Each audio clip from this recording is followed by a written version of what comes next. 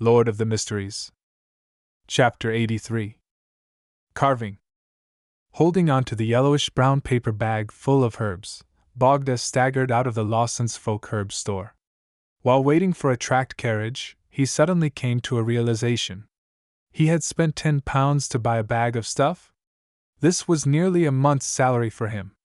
If it wasn't for his trust in Anna and Joyce, he wouldn't have brought that much cash to the divination club. Could it be that the reason why Mr. Moretti only accepted 8 pence for his divination had something to do with his collusion with the boss of Lawson's Folk Herb store, so as to earn more? This was a classic scam written on the papers. When Bogda made this connection, he even began to suspect Klein a little. He even began suspecting Joyce and Anna. When a tracked carriage stopped in front of him, he looked at the herbs in his hand. Unable to bring himself to return, he entered the carriage with a heavy heart. Inside Lawson's Folk Herb store. As the boss watched Bogda leave, he suddenly turned his head and shouted at the door where there was a pile of herbs. "Charmaine, stop purchasing herbs from today." "Why, master?" A handsome-looking youth with disheveled hair walked out. The boss smiled and said, "This is the 16th customer that has come because of my fame. If this carries on, I believe the Nighthawks, the machinery high-vined, and the mandated punishers will notice me. When the time comes, I'll need to consider heading to other cities. Then, do we need to sublease this store?" Charmaine nodded in understanding as he asked with concern. The boss chuckled. "If you wish to stay, you can be the boss of this store. You are already capable at identifying herbs and concocting medicine. Of course, remember to deposit half of your monthly profits into my anonymous Backlund bank account. But I haven't learned what you are really good at." Charmaine was already sick of never staying in a city for more than a year, but he was unwilling to give up learning the magical formulas that his master was good at. The boss leisurely rocked himself in his seat. "That's not something you can learn just because you want to." A blackish-green bubbling liquid appeared in front of Bogda's eyes. It smelled of stinking socks, and the color that makes one want to puke made him deeply suspicious about everything he had done today. When the rooster blood was dropped into the medicine, Bogda's father looked at his son worriedly and said, "I think surgery is the best option." The few drops of rooster blood bubbled with the boiling liquid before vanishing. Bogda took a deep breath and said, "If this medicine is useless, I'll consider surgery. The Lord will watch over you." Bogda's father gestured a triangular sacred emblem across his chest. By the time the boiling liquid had cooled down, Bogda had no intention of wasting the £10. He raised his right hand and closed his eyes. Flicking his head back, he gulped down the medicine in one go. The pungent aroma that had the noxious smell of blood swished around in his mouth as he nearly spat out everything he had just drank. That night, Bogda had an upset stomach. He went to the bathroom 6 times, and by the time the crimson moon vanished, he fell asleep groggily.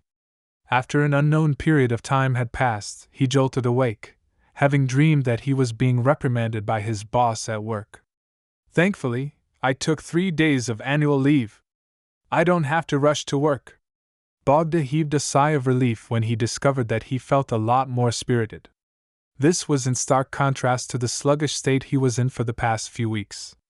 Bogda subconsciously reached out and pressed the right side of his abdomen. He noticed that the region which previously hurt when under slight pressure felt normal.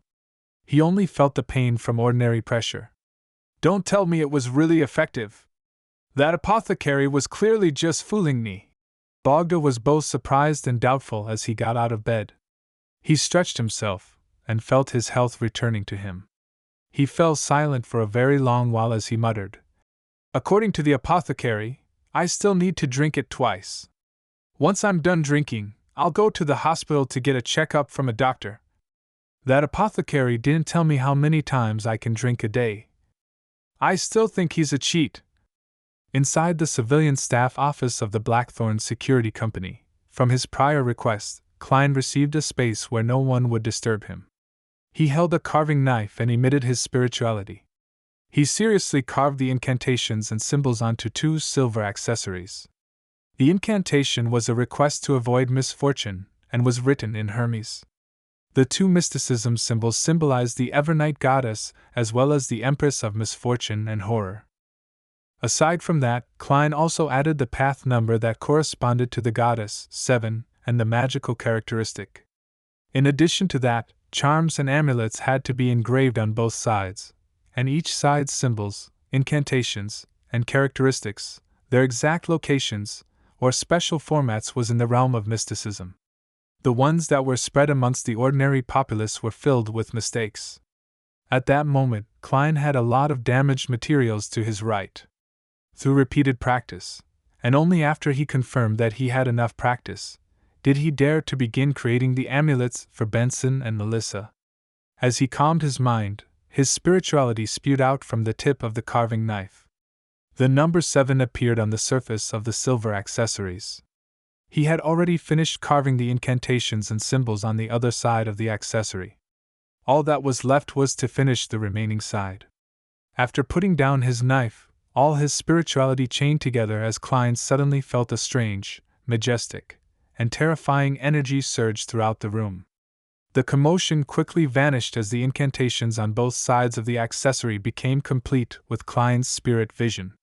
It emitted a serene blackness. He put down his carving knife and gently polished the silver accessory that was formed from a circle and a vertical piece. He felt a tinge of coolness from the mild to the touch surface. "It's done!" He happily placed the finished amulet and another one that he had previously finished into his pocket, planning to find an opportunity to give it to Benson and Melissa. Amulets created by Beyonders possessed a certain level of effectiveness. They allowed the wearer to unknowingly avoid disasters to a certain extent, but it was nothing too ridiculous. Furthermore, their spirituality would wane bit by bit. Unless one used a high-level ritualistic magic and created a prayer set, a year was the maximum one could use them for. As for high-level ritualistic magic, there was a terrifyingly high spirituality requirement. It wasn't something Klein could endure at the moment. When the time comes, I can use my spirituality to make another one, Klein thought, nodding as he began tidying up the messy table. He didn't make one for himself for the moment, because an amulet of that level had limited effects on him. Therefore, his goal was to gain a deeper understanding of incantations before trying to pair it with ritualistic magic. That way he could create a few defensive amulets that could be activated specifically with sound. After everything was finished, Klein walked out the office and prepared to hand over the damaged materials. That was when he saw Captain Dunn walk over in his black trench coat. Dunn's deep and gray eyes swept across him as he smiled. "Klein, the Holy Cathedral has approved it. You're now an official member." "Really? That's great!" Klein expressed his delight. Dunn nodded and said with a smile, "You can now receive a make-up pay of £3 for this week. You'll receive £4.50 every subsequent week until the advance payment is cleared. By the way, did I mention the Nighthawk's ritual? Every official Nighthawk has to independently complete a mission. Only by doing so will you gain the recognition of your partners. In consideration of the outstanding performance you showed, I believe I can assign you an ordinary mission instead. When that happens, I'll formally introduce you to all the Nighthawks in Tinjin City." Klein replied without hesitation. "All right. £3 plus his compensation of £7. Getting a new suit wasn't a problem anymore. Furthermore, he would still have plenty left over. Well, who knows when my mission will arrive." Klein waited all the way till Sunday, the day of Selena's birthday banquet. Changing into his formal suit, and using a brush and handkerchief to tidy his half-top hat, Klein looked himself in the mirror before walking over to the first floor in satisfaction. At that moment, Melissa was sizing up Benson's clothes. "Is there a problem?" Benson raised his cane, feeling a little lacking due to his sister's gaze. He felt that there was nothing wrong with him when he inspected himself. He was already dressed quite decently. Melissa stopped staring at him and said with a serious expression, "Benson, that is a very old suit you're wearing. There will be a lot of excellent ladies and madams participating in today's birthday banquet. I believe that by wearing that, it'll be a form of disrespect to them." Klein was originally filled with questions. However, when he heard Melissa's emphasis, He immediately realized what was happening. He went over with a chuckle and said, "Benson and I share a similar build. He can wear my other tuxedo." He had already informed his siblings about buying a new suit. He explained it away by saying that his clothes had been torn while inspecting certain objects. Therefore, the company generously compensated him. Of course, he concealed the matter of him being promoted with a pay rise. He was afraid of scaring them and only planned to tell them after half a year. Such an explanation made Benson and Melissa extremely envious. They felt that the Blackthorn Security Company was an impeccable employer. "There's no need to, right?" Benson retorted, having not realized the gravity of the situation. "No, it's extremely important." Klein pushed Benson's shoulders up the stairs. "My tuxedo is hanging on the clothes rack." After watching Benson go up the stairs in a daze, Klein turned around and smiled at Melissa. "Are you hoping that Benson will use the opportunity provided by Selena's birthday banquet to begin a beautiful new romance?" He had been reading quite a fair amount of newspapers and magazines recently. He knew that aristocrats and middle-class banquets were typically grounds for blind dates. Melissa nodded solemnly. "Yes, Benson has missed out too much because of us." "Sis, why are you like a mother?"